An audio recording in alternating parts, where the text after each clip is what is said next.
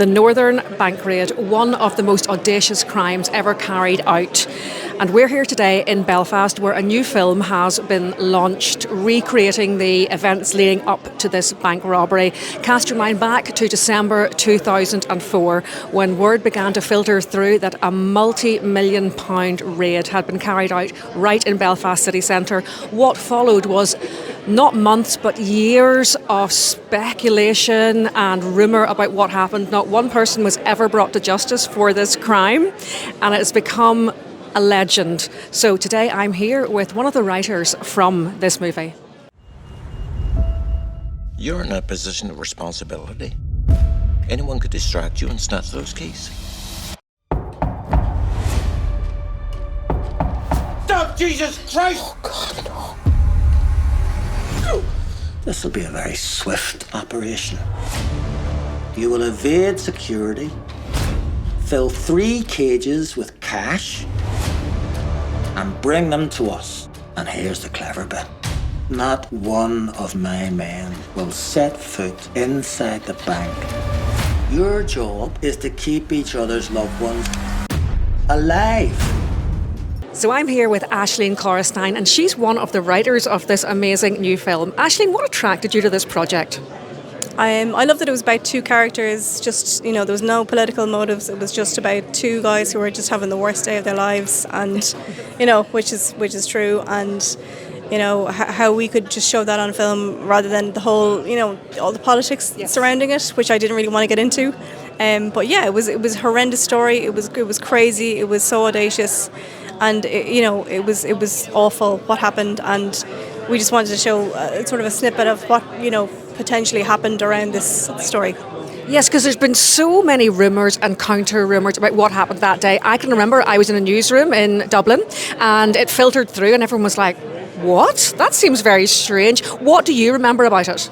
I remember it happening and, of course everyone was saying, sure, the dogs in the street know what happened, blah, blah, blah, blah, blah. Yeah. But of course, because, we have to write things from a certain perspective and yada, yada, we have to just write it as what may have happened, not what we assume happened, or so we just have to, we can't decide who did what or what happened or who the bad guys were essentially. So we just have to go with what we had, the information. So was that hard cutting through the rumours?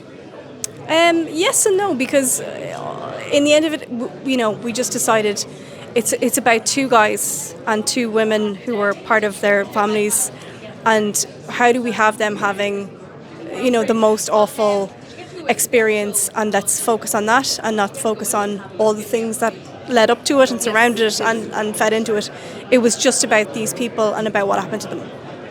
Yes, of course. And how do you think people from other places that are not here in Northern Ireland, how do you think they're going to react to this movie?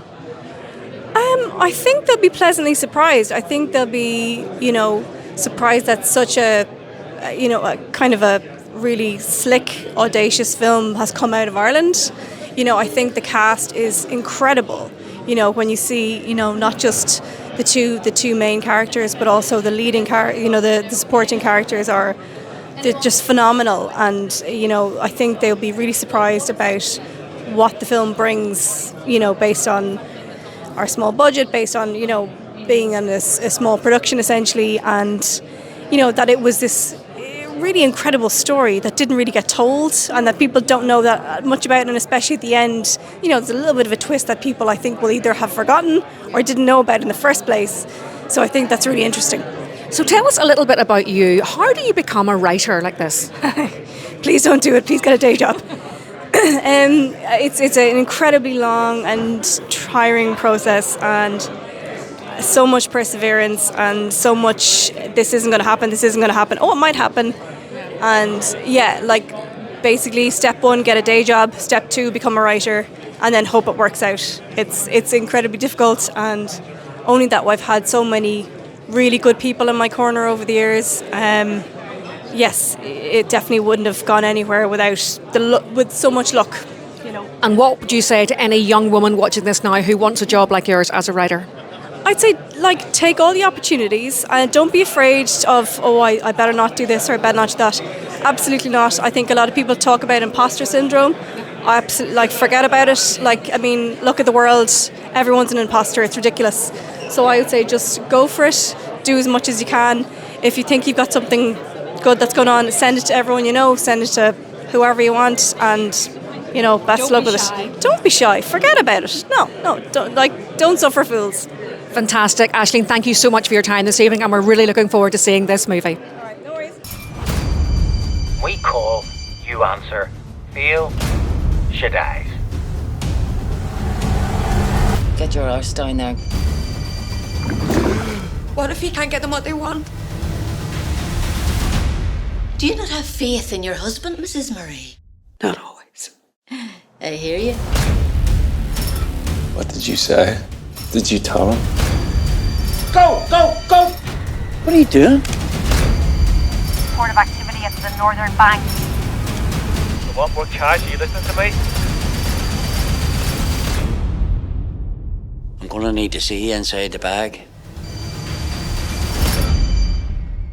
Eddie, it's so lovely to have you here in Belfast with us. What do you make of the city? Oh, I love the city. I've been walking around all day. It's great. The funny thing was there was a guy on the corner who was preaching about how Jesus could save everyone, but he was doing it outside a Victoria's Secret shop. Good for him. I thought, good. I like Because if he changes his mind, he can just go and buy some sexy underwear for the wife. I think that shows the actual essence of Belfast, really. You're right, it probably does. So had you been here previously to filming? I have. I filmed here. I did a Spanish film here in about early 2000s, and I've come over here to do a couple of jobs.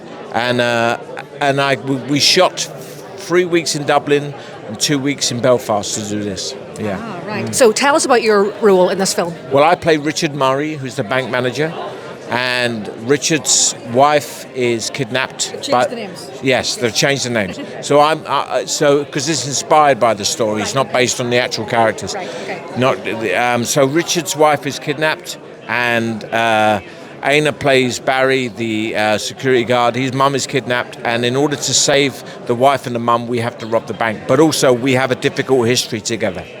Oh, that's quite intriguing. Now, the accent. Tell us about that. How did you find the Northern Ireland accent? Oh, well, I just kept going with it. I just kept working at it all the time. And the crew helped me because it was all a Northern Irish crew. So they all helped me, and they took the mickey out of me all the time anyway. So it was great fun. What words do you find the hardest? Well, they kept calling me a melter. A melter? I can hear that little accent coming through. Yes. It's all about the vowels and the R's. It is our big now and cool and now and things like that. So you're a pro now, because that's one thing here we do cringe whenever English people do our accent. We go. No, it was very interesting. I had a very good voice coach who came from here. So and you don't want to sound like you don't want to be stereotypical. And you've got to have it informed by the character. Yes. And what did you know about the Northern Bank raid before this movie? I hardly knew anything about it. That's why I was they sent me the script. I read it when I was on holiday, and it was such a brilliant script. I didn't know much about it, to be honest with you. It is an incredible story. It's an amazing story. And it went on, not just for months, because I was working as a journalist at the time, and it was just like, what? And it went on for years. I know, incredible story. And the thing is, I've been walking around today, and people have been coming up to me saying, what are you doing here? And I'm telling them I'm here for a premiere about the Northern Bank robbery, and everyone's got a story about it. Everybody thinks they know. Yeah, exactly. Everybody thinks they know who done it. Yes, it does. Yeah. But I guess we will never find out. So obviously you didn't get to meet any of the real people who were involved. No. I just worked with the script. Of course, yes. Well, it's really lovely to have you here. Thank you very much for your time. Thank you.